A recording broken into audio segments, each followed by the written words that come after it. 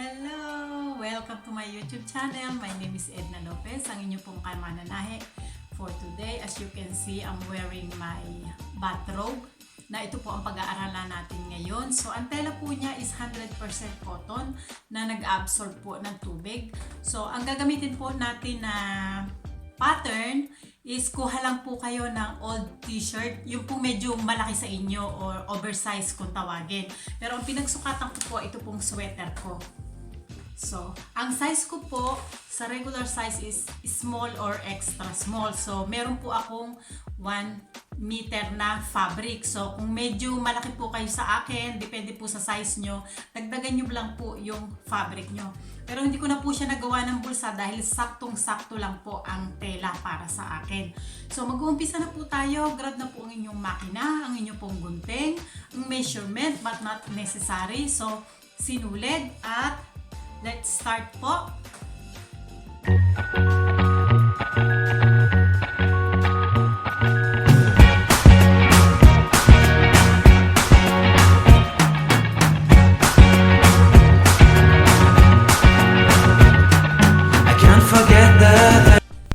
Ito po yung tela natin gagamitin. Like I said, 1 meter po yan. At ito po ang sweater na aking pagpaparisan.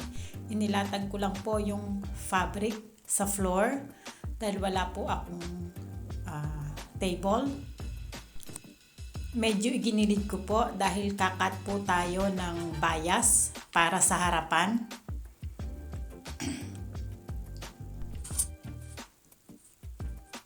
Dalawang stripe po ang kukunin ko dahil masyado pong maliit ang ating tela. So, cut po ako ng dalawang stripe.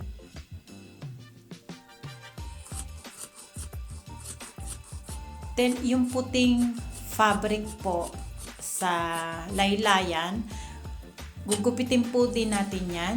Itabi nyo po at yan po ang gagamitin natin para po sa ating waistband, para po dun sa ating baywang. So, ipatong nyo lang po uli ang inyong oversized t-shirt or sweater.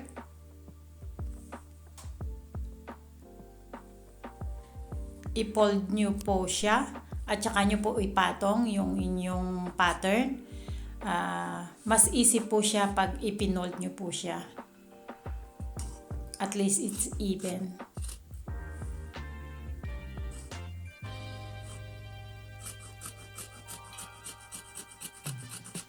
Cut nyo lang po all the way. Huwag nyo po itatapon yung extra na fabric na ginugupit nyo kasi gagamitin pa po yan para sa mga gilid at sa manggas. Kunin nyo lang po yung one side o yung one pair kasi po gagamitin isang likod at isang harap po yan. So yung sa harap, gugupitin po natin sa gitna.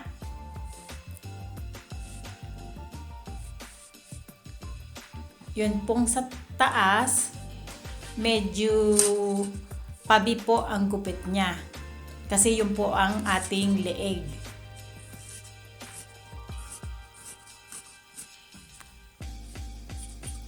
Paghiwalayin nyo lang po para po maging bukas yung ating gitnang harapan ng tela.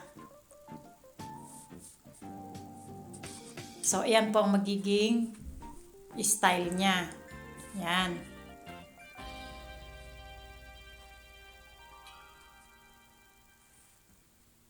Yung pong ginupit nating dalawang stripe, pagduduktungin ko po yan dahil I don't have enough fabric. So, ipo-fold lang po natin instead po na gawin nating i-fold 3 times at saka tatahiin. Ito po ang gagawin natin para po magkaroon ng style ang ating bathrobe. I-fold nyo po sa gitna at saka nyo po siya i-attach. Pwede pong i-fold ang ladlaran or gilid ng manggas. Pero kung may extra fabric po kayo, pwede rin pong iduktong sa manggas. Kagaya ng gagawin natin sa harapan ng bathrobe para po may style. From the shoulder, sorry po. Tahiin nyo po yung dalawang shoulder pagdikitan ng likod at harap. Ayan po siya.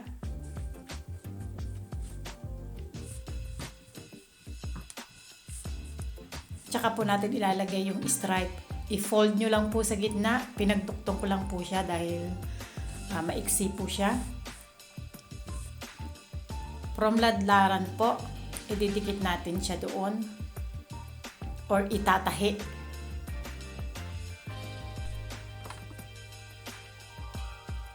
I-fold nyo lang po siya sa gitna. Straight stitch po ang ginamit ko at saka ko po i-edging. Kung wala po kayong edging, straight stitch and then isigsag nyo lang po. Ayan na, ikabit ko na po siya. Ayan po ang style niya. Hindi ko pa po siya na-edging.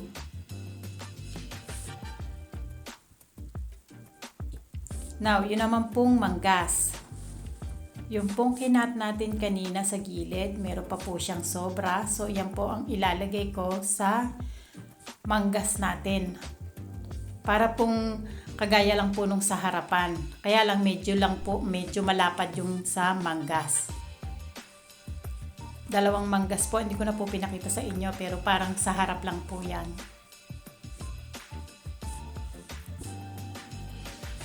Naidikit na natin yung dalawang manggas, yung harapan.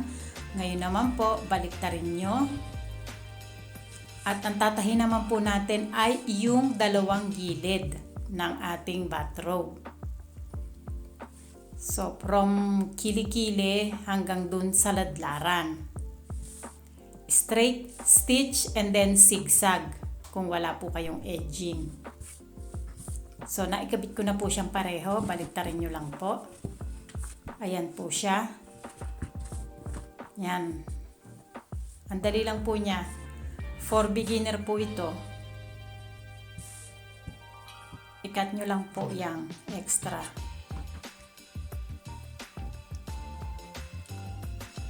Kung wala po kayong edging, i-fold nyo po ng 3 times at saka nyo po tahiin. Ngayon naman po, yung pong ating sintron para po sa ating bathrobe. Pinagduktong ko lang po yung dalawang dulo kasi hindi po siya mahaba.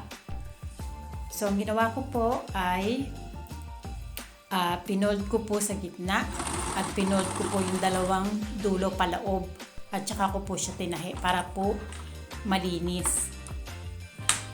Ayan po ang kinalabasan niya.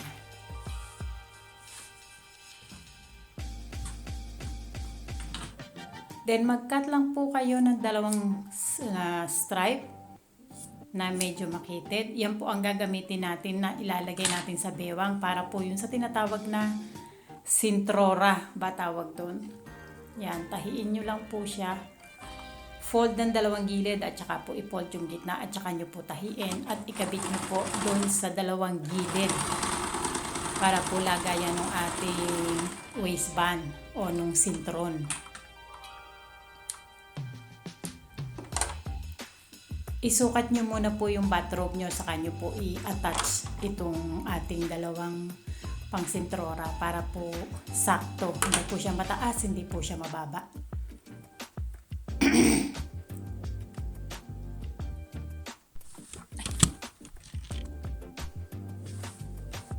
Naisukat ko na po siya, so alam ko na po kung saan ko siya ilalagay.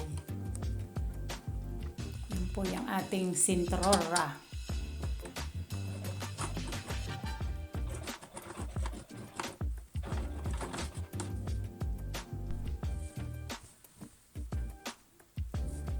So, yan. Na-edging ko na po yung mga dulo.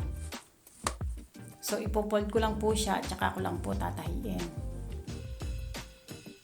Pasadahan nyo po yan para po hindi po siya bumabaliktad pag sinusuot natin.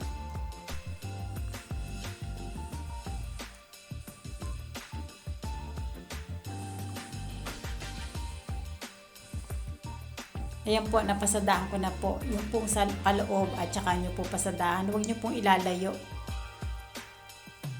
Tapin nyo po. Doon lang po siya sa gilid. Yan.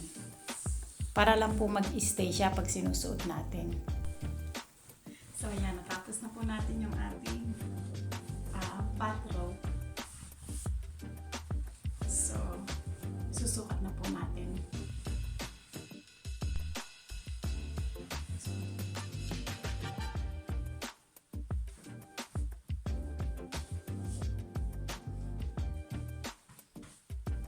Ito po yung ginawa natin.